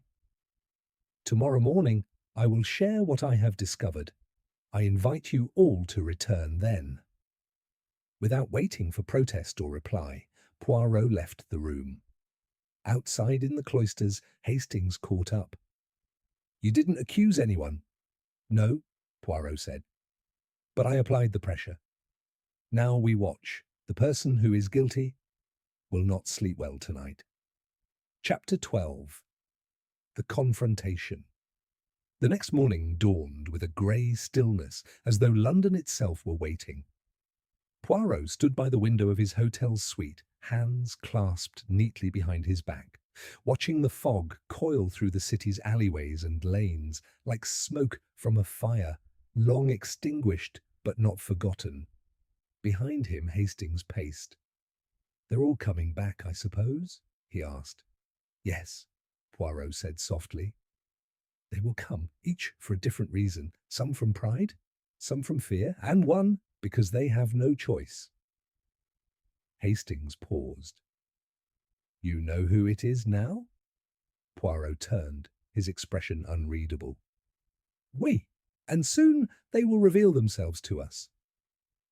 At 10:30, the group gathered once again in the chapter room at St. Paul's. Lady Margaret arrived first, composed but tense. Frances Burnell entered next, her jaw tight, followed closely by Beatrice Dorrell, carrying a leather folio clutched too tightly against her chest. Dr. Augustus Vale walked in with the solemn gait of a man arriving for a consultation he did not wish to give. Count Otto Gerhardt was last, his expression unreadable, his cane tapping softly on the stone floor. Poirot entered moments later with Inspector Dalloway and Hastings behind him. No one spoke. Poirot waited for the door to be closed, then addressed the room. "Thank you all for returning," he began. "Yesterday you revealed more than you intended. Today I will reveal the rest." He took from his coat a single folded page, the one he had retrieved from the hidden bundle the night before, and held it between two gloved fingers. This document, hidden beneath the cathedral for nearly 4 centuries, records a correspondence that connects directly to Sir Lionel Lawton's ancestry. It confirms that his lineage traces back to an exiled royal agent who betrayed the crown. The truth, had it been made public, would have reshaped the family's legacy and endangered certain claims to their wealth and estate. Lady Margaret flinched slightly. Gerhardt's eyes remained fixed on Poirot. "Yet that," Poirot continued, "was not what frightened Sir Lionel. What frightened him was that someone else had already found out, someone who feared not the loss of money, but the exposure of their complicity." He turned slowly, gaze sweeping the room. "And so they followed him, down into the sealed passage, confronted him, perhaps not intending violence, but frightened, cornered, desperate." Poirot paused before fixing his gaze on one person. "Miss Burnell." Frances looked up, her face white. Poirot continued softly. "You entered that passage after Sir Lionel, didn't you?" She opened her mouth, then closed it. Her hands gripped the arms of her chair. "You lied about not being there," Poirot said. "You signed in under an alias, and you told no one." Her voice came at last, low and brittle.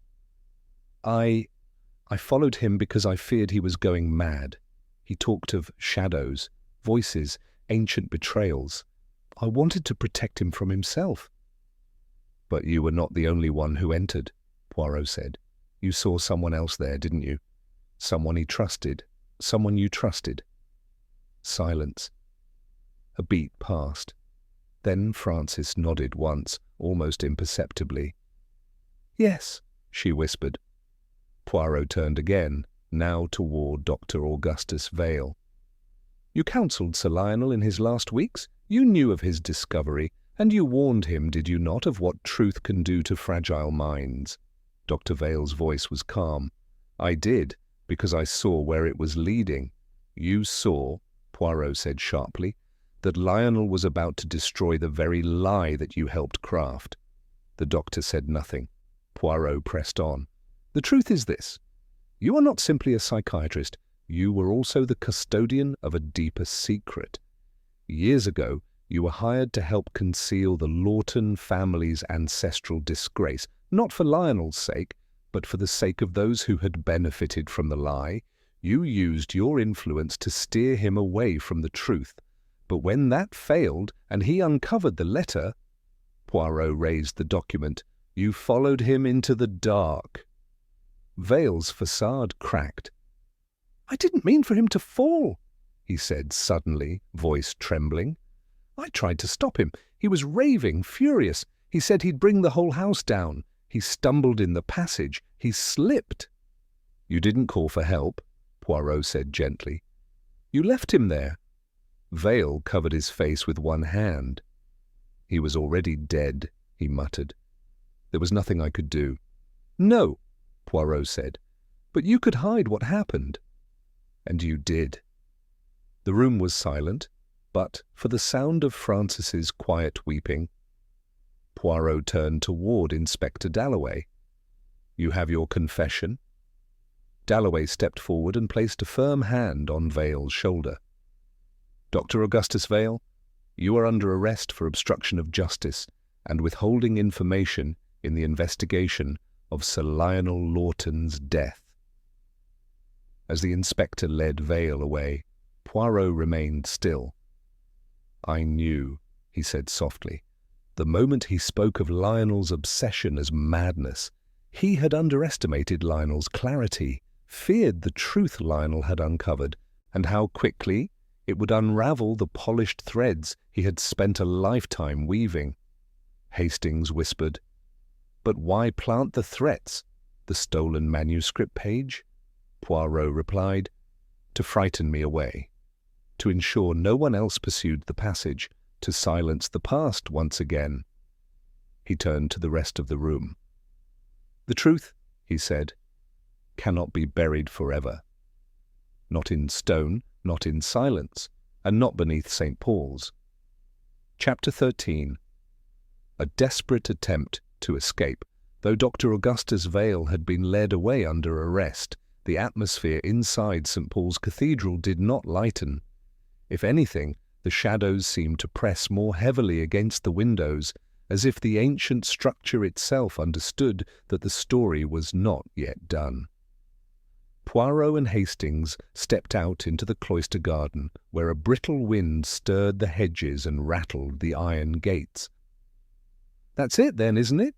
Hastings asked, rubbing his hands for warmth. "Vale's the man. He admitted it." Poirot was silent. "Hercule?" Hastings pressed. The detective turned slowly. His eyes were calm, but the tension in his jaw gave him away. "No, mon ami," he said softly. "Dr. Vale was present at Lionel's death, but he did not write the threatening letters. He did not steal the manuscript page, and he did not plant the cufflink in the tunnel. Those were someone else's work." Hastings blinked. "You mean someone else was involved?" Poirot's nod was slow and grave. "A second hand, one that watched from a distance and manipulated the scene with careful subtlety. Vale panicked, but another orchestrated." Just then a verger approached hastily. "Monsieur Poirot, there's something you should see. The security team at the south vestibule. There was an alert. Someone broke into the archives." "What?" Hastings exclaimed. "Again?" Poirot was already moving. They descended quickly into the lower level of the cathedral, where two constables stood beside a battered metal door, clearly forced. Inside the archive chamber, the glass case that had once held the manuscript was empty. "It's gone," the archivist said, pale with disbelief. "The rest of the cartulary, missing." Poirot's eyes swept the room. No sign of struggle, no scattered pages, just a clean theft. Then something caught his eye. A strand of thread, dark green, caught on the latch. He plucked it and examined it under the flickering wall lamp. "Silk," he said. "Expensive, torn from a tailored hem." From his coat, he withdrew the list he'd compiled earlier. Each suspect's known wardrobe details, gathered quietly from observation. Only one matched the thread's exact tone and weave. "Count Otto Gerhardt," Poirot said quietly. "But he was at the meeting," Hastings said. "He left with the others. He couldn't have—" "He could," Poirot replied, already moving. "And he did." They hurried back above ground, past the pews and into the nave, but Gerhardt was gone. Poirot's voice was brisk. "Send word to Scotland Yard. Immediate search. Check the train stations, the embassies, and—" A shout came from the west transept. A verger waved them over. He was seen heading down into the vaults again. "Alone!" They rushed to the stairwell. As they descended, Poirot spoke between breaths. He knew we were closing in. With Vale removed, the deception would fall apart. But he did not count on one thing, my removing a page from the manuscript, the very page he now tries to retrieve. The crypt was dim, silent, but for the echo of their footfalls. They reached the far passage beneath the vestry, where the iron door still hung askew. A scraping sound echoed from within. Poirot motioned Hastings to slow. They entered the chamber and saw him, Count Otto Gerhardt, crouched over the stone cavity, clutching the stolen manuscript bundle, a small torchlight casting flickering shadows on the walls. "Gerhardt!" Hastings shouted. The Count spun around, eyes wide, not with surprise but fury. "You shouldn't be here," he hissed. "You don't understand what's at stake." Poirot stepped forward, calm and resolute. "Oh, but I do, monsieur. The manuscript does not merely stain Lionel's name, it stains yours. You are the last living descendant of the man who authored the betrayal detailed in those letters." Gerhardt's lip curled. "My family has built its legacy on discretion, reputation. My great-grandfather bought silence from the church, from scholars, from men like Vail. But Lionel, the fool, he wanted to reveal it." "He sought truth," Poirot said softly. "You sought erasure." Gerhardt stood now, the manuscript pressed to his chest. "He would have destroyed everything, the Lawtons, the trusts, the network of power that sustains the institutions you claim to protect. He had to be stopped." "You didn't kill him," Hastings said. "Vail did." Gerhardt's eyes darkened. "Vail found him. I sent him." The silence was deafening. Poirot nodded. "And you sent the threats, tore the page, planted the cufflink. You created the stage. Vail simply stumbled onto it." The Count backed toward the stone wall. "It doesn't matter now. The documents will disappear. No one will ever find them again." Poirot shook his head. "No, monsieur. I removed the damning page, the page that proves your family's role. The rest is noise." At that moment, 2 constables entered the chamber behind them, their boots echoing on stone. Gerhardt froze. Poirot's voice was gentle. "There is no more place to run. Your legacy ends not in silence, but in confession." The Count's shoulders sank. He offered no resistance as the officers took his arms. As they led him away, Poirot turned to Hastings. "It is a curious thing, mon ami. The past, it waits. Sometimes centuries, but when it rises, it chooses strange hands through which to speak." Chapter 14. The Final Piece. Falls into place. The Count had been taken, the manuscript was recovered, and yet Poirot's footsteps echoed down the cathedral's central aisle with the rhythm of a man who had not yet released the burden upon his shoulders. Hastings kept pace beside him, his expression troubled. "I thought that was it," he said. "Gerhardt was behind it all. What more is there?" Poirot did not answer immediately.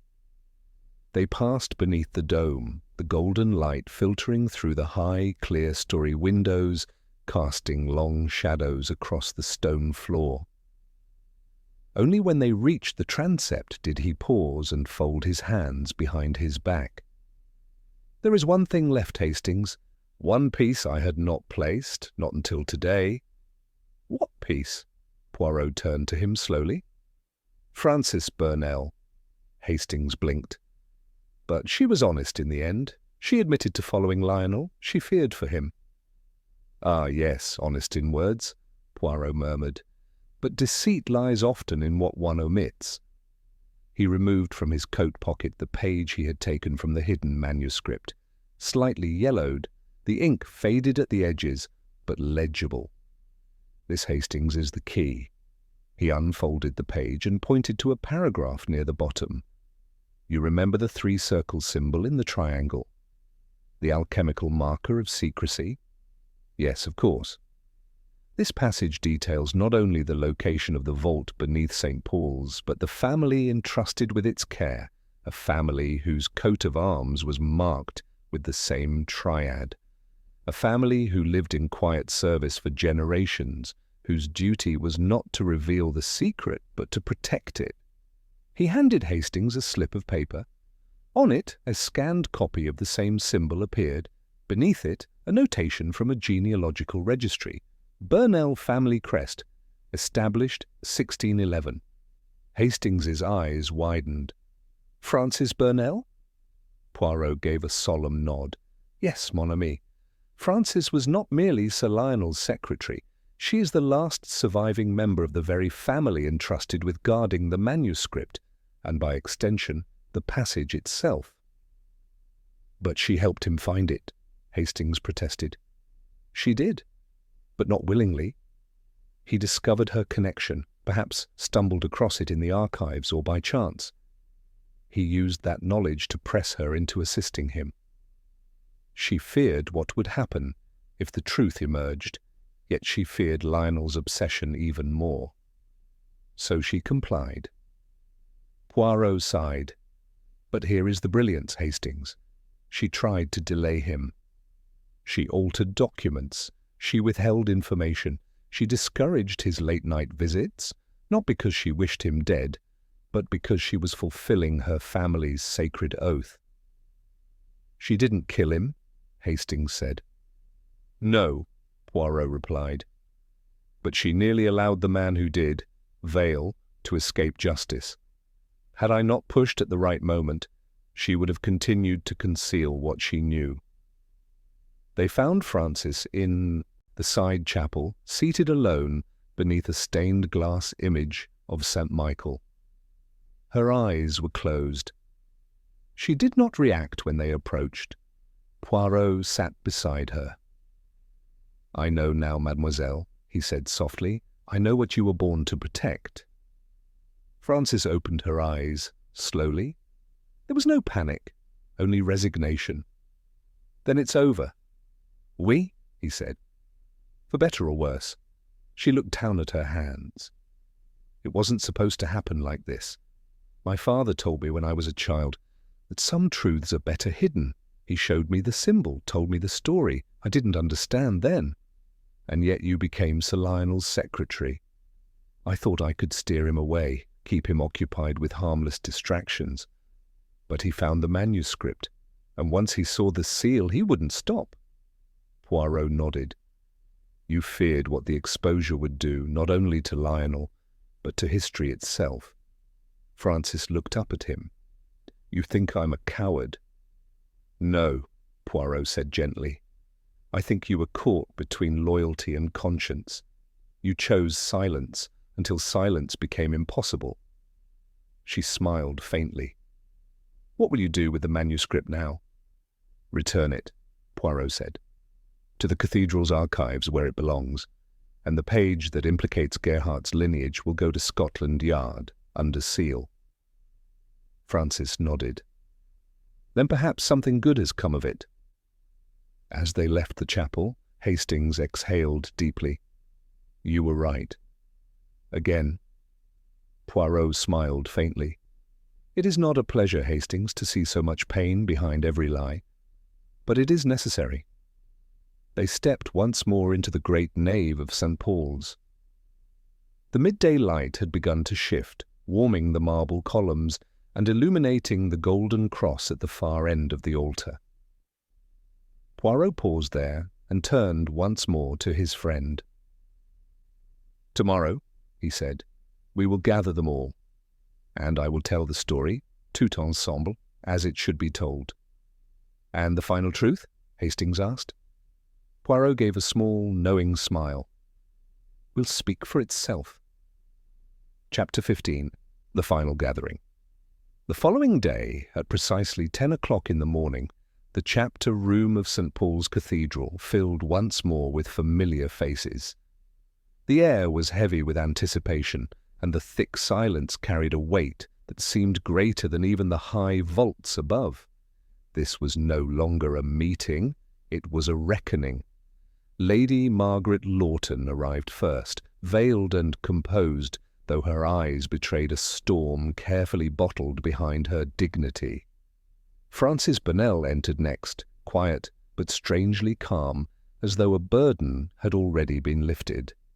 Beatrice Dorrell came without documents, clutching only a handbag, and her pride. Inspector Dalloway stood near the doorway, arms crossed. Dr. Augustus Vale, though under formal arrest, was permitted to attend, escorted by 2 plainclothes constables and seated apart. And though Count Otto Gerhardt had vanished into the custody of the Crown, his absence felt as potent as any presence. Poirot entered last, immaculately dressed as ever, his shoes clicking softly on the stone floor. Hastings followed, carrying a small case that Poirot set gently atop the central table. "Mesdames et messieurs," Poirot began, his voice low but crisp, "I thank you for coming. Today I shall tell you what happened, exactly what happened, in the days and hours leading to Sir Lionel Lawton's death." No one spoke. They listened. Sir Lionel, Poirot said, was a man driven by questions. Not merely about money or history, but about truth, its meaning, its cost, and its weight upon those who carried it. He discovered, buried beneath this very cathedral, a manuscript from the 17th century. It held within its pages a secret that his own family descended from a traitor to the Crown. Lady Margaret's lips pressed thin. That revelation alone would have shaken him. But he found more. The manuscript also revealed that a second family had been tasked with protecting that truth, entrusted by the Church to safeguard the knowledge, not reveal it. That family, he turned gently toward Frances Burnell, was hers. Frances did not flinch. He confronted her with it, used it to push further, and though she tried to divert him, to delay him, she ultimately relented.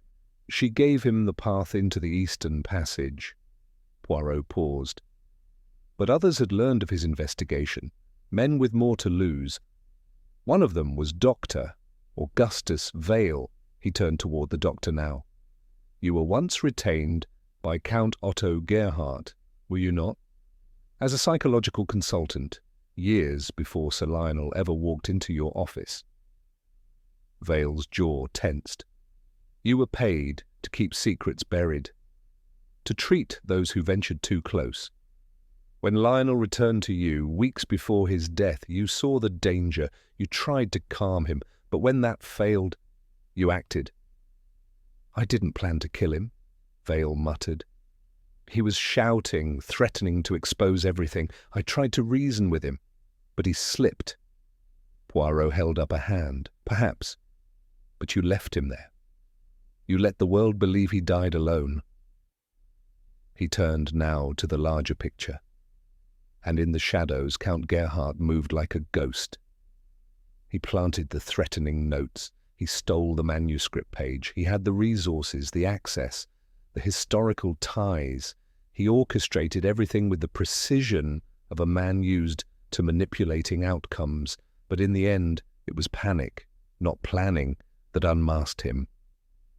Poirot opened the small case on the table and removed the iron key. It glinted softly in the light. This key was the final instrument. It opened the hidden vault. It unlocked the chamber where Lionel found his truth. And it unlocked mine.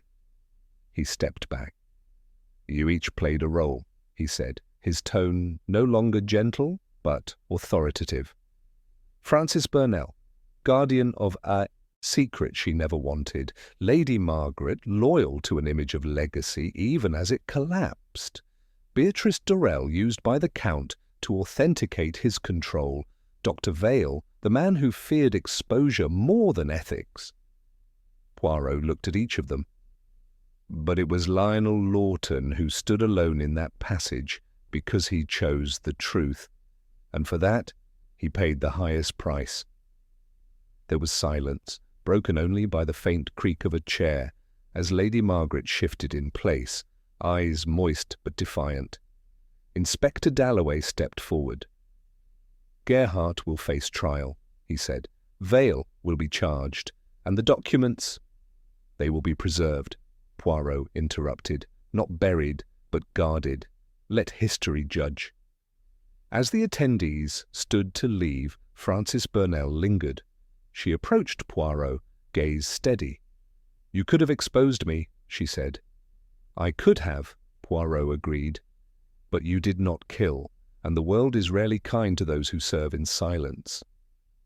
She gave a faint nod of thanks, then departed.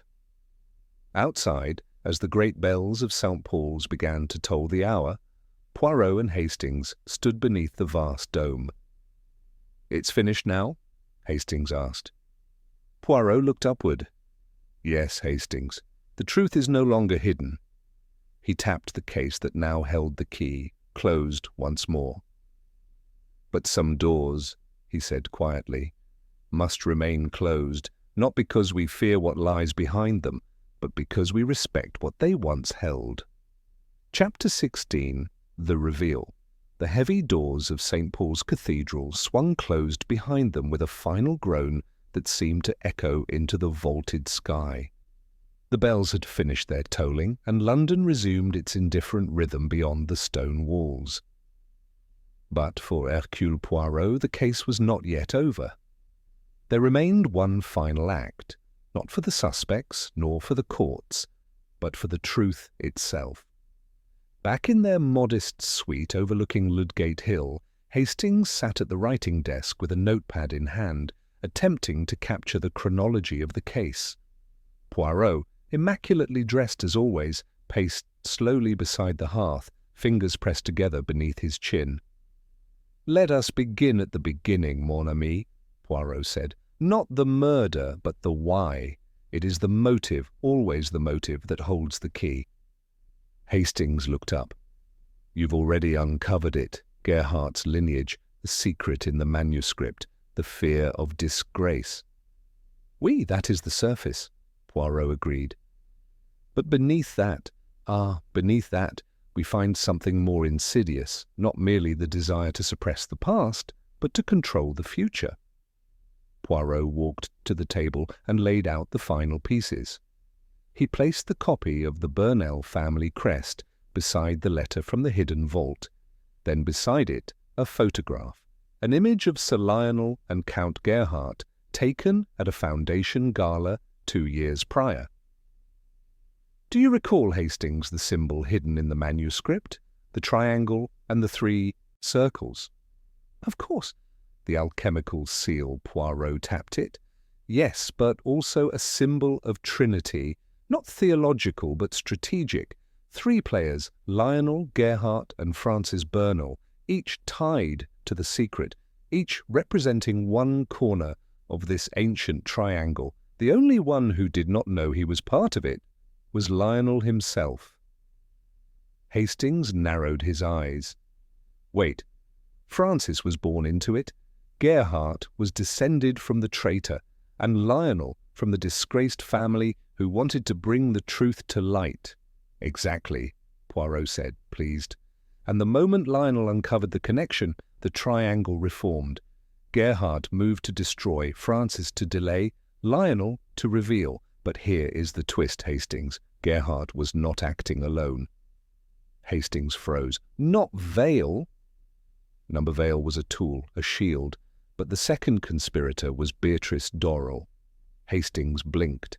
"Miss Dorrell, the museum expert?" Poirot nodded gravely.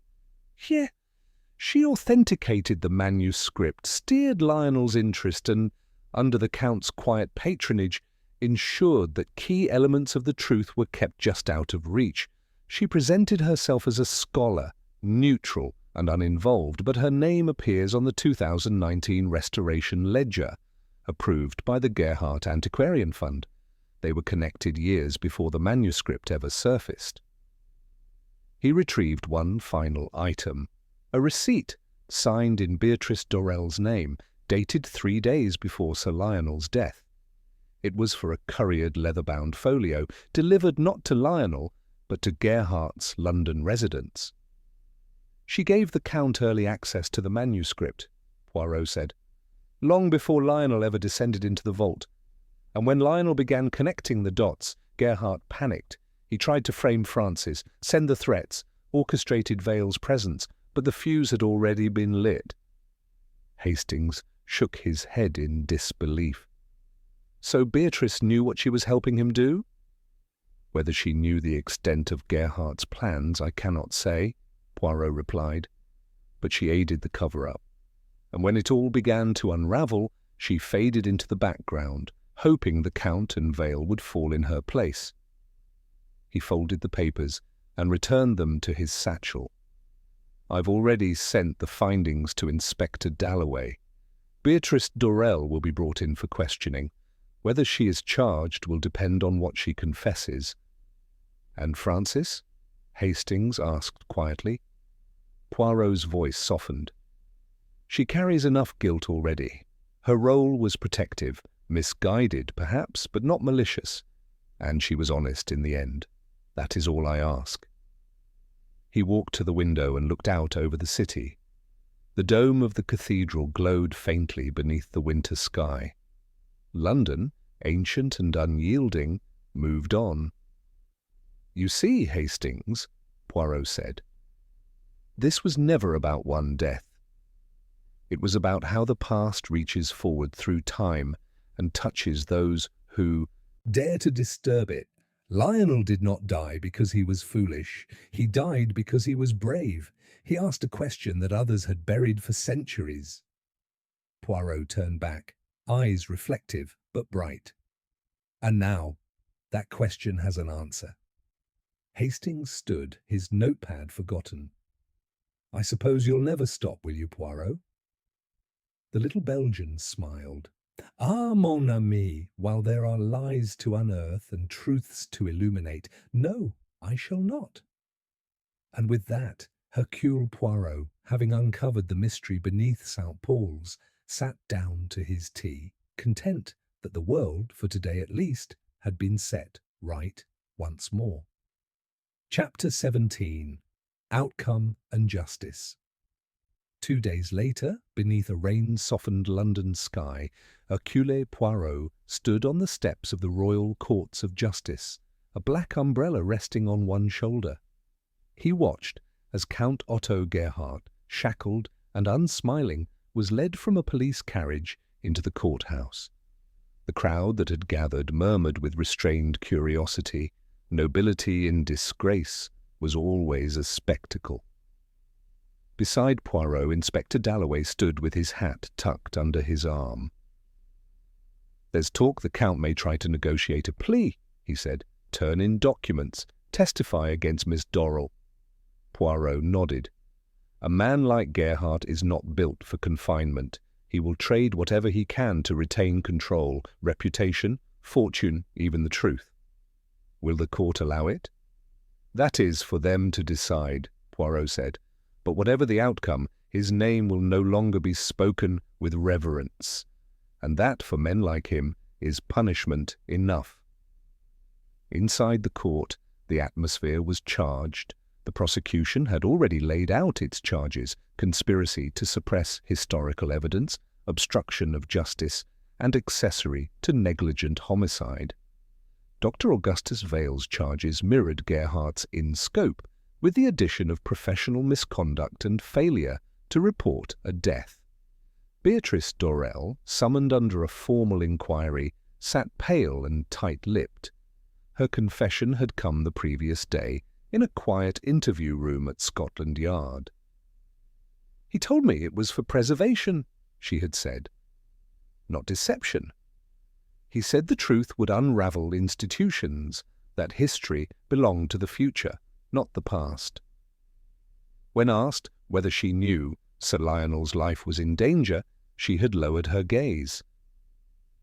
I suspected, but I did nothing. Her statement, however damning, had spared her the worst. She would not face prison, but her academic career, once glittering, had collapsed like a house of cards. Francis Burnell was not charged. Poirot had spoken personally with the magistrate and submitted a written statement attesting to her integrity, her cooperation, and the impossible position she had inherited. She is not a conspirator, Poirot had written. She is a guardian, one whose greatest guilt lies in silence, not in crime. Lady Margaret Lawton, meanwhile, retreated from public life. She issued a statement, brief and elegant. Sir Lionel was a man of vision and conviction. Though he has left us, I take comfort in knowing that his pursuit of truth will endure. She sold the Grosvenor Square residence, withdrew from all boards and charities, and quietly took up residence in the countryside. Some whispered she was ashamed. Others believed she was finally free. As for the manuscript, its fate was sealed by the cathedral itself. Reverend Benedict, though initially reluctant, agreed to preserve the document in a restricted archive at St. Paul's, with access permitted only by special petition and review. "We cannot erase history," he had said, "nor should we seek to, but we can ensure that its lessons are not lost to vanity or ambition." Poirot had smiled at that. Back in their suite, Hastings finished reading the latest column in the Times, which detailed the trial proceedings and public reaction.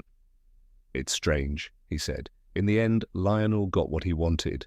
The truth came out." Poirot looked up from his tea. "Oui, but not because of what he found, because of how he lived." Hastings frowned. "What do you mean?" Poirot stirred his spoon. "He sought truth not to destroy others, but to understand himself. The others, Gerhardt, Vale, Dorrel, they sought to control it. That, Hastings, is the great distinction. Truth pursued with humility enlightens. Truth pursued with fear corrupts." Hastings leaned back. "Do you think Frances will be all right?" Poirot's expression softened. "She has paid her price, but I believe she will find peace. The truth, once spoken, frees not only those who hear it, but those who carried it." He rose, buttoning his jacket with practiced care. "And what about you?" Hastings asked. "Another case finished, another puzzle solved. Will you rest now?" Poirot tilted his head. "Ah, mon ami, rest is for the weary, but I am only ever satisfied when the order of things has been restored." He glanced toward the window, where the dome of St. Paul's rose into the clearing sky, like a monument not just to faith, but to endurance. "In the end," Poirot said, "even the stones could not hide the truth forever." And with that, the great Belgian detective turned from the past, content, for the moment, that justice had not only been served, but understood. Chapter 18. The closing remark. It was a week after the trial when Hercule Poirot returned one last time to St. Paul's Cathedral. The morning light spilled gently across the great dome, casting golden bands along the worn stone floor. The echo of distant bells drifted lazily through the air, neither mournful nor triumphant, merely timeless. Poirot walked alone. He declined the company of Hastings that morning, preferring the solitude of reflection. The mystery had been solved, the guilty exposed, and justice, in its quiet British way, had been administered with dignity. But for Poirot, such a case never truly ended. It lingered like the scent of incense after the last hymn. He paused in the south transept, beneath the great bronze memorial of the Duke of Wellington, and looked upward to the high ceilings where light filtered through centuries of dust and reverence. Somewhere above, the whispering gallery remained silent. There had been no headlines about the contents of the manuscript, no public scandal. The truth had emerged, yes, but not with the violence the guilty had feared. Its power had come not from destruction, but from revelation. In exposing the darkness, the light had softened, not scorched. A quiet footstep behind him caught his ear. Frances Burnell stood there, dressed not in black, but a soft, charcoal grey coat. Her hair was no longer pinned in tight, severe lines, but fell in quiet waves around her shoulders. "I thought you might come," she said. Poirot inclined his head. "To say goodbye, perhaps, but also to observe." You see, mademoiselle, there is peace here now, where before there was unease. Francis joined him, looking out across the nave. I sometimes still feel like I betrayed something, my family, Lionel, myself. No, Poirot said gently. You were given a burden before you had the choice. You carried it longer than anyone should have been asked. And in the end, you chose honesty. She gave a sad smile. Still, I wonder what might have happened if I'd spoken sooner. As do all who survive truth, Poirot replied. Regret is not failure, Mademoiselle Burnell. It is proof that you care. They stood in silence for a moment. Then she asked, What will you do now? Poirot's moustache twitched upward. I shall take a small voyage, perhaps south, somewhere warm. The sun helps the little grey cells rest. She smiled. You'll miss London? Only its mysteries, the fog, the stone, the habits of its suspects. A soft laugh escaped her lips. I suppose I'll try to stay in the archives. Quiet work. There's a calm in the past, once it's no longer chasing you. Poirot nodded. Oui, that is a very good place to begin again. He offered her his hand. She took it.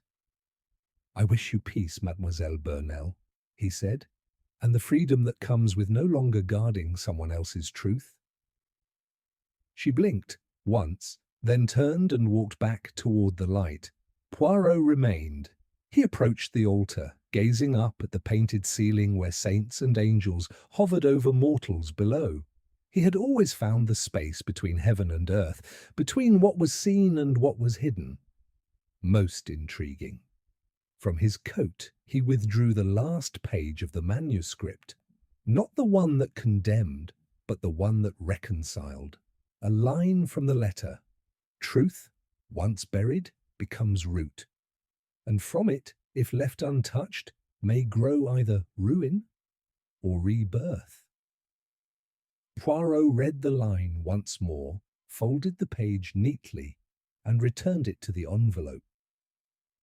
He had no intention of destroying it, but he would not wield it either. Instead, he left it with the cathedral's archivist along with a simple instruction. Do not display it, do not hide it, let it rest until someone worthy comes looking. As he stepped out into the London morning, the sky was soft and silver, a fine mist clinging to the air. A new day had begun, as ordinary as any other, but Poirot felt, somewhere deep within, that something subtle had shifted, not in the world, but in its echo. Hastings was waiting with a cab at the curb. "All set?" he asked. Poirot nodded. "Quite. And you, mon ami?" Hastings grinned. "Just don't ask me to explain it all at once. I'm still reeling." Poirot chuckled and stepped into the cab. As it pulled away, he looked back one final time at the cathedral, its dome rising like a monument not to mystery, but to resolution. "Such is life, Hastings," he murmured. "Every truth, no matter how deeply buried, waits for the right question." And with that the cab turned the corner and disappeared into the London fog.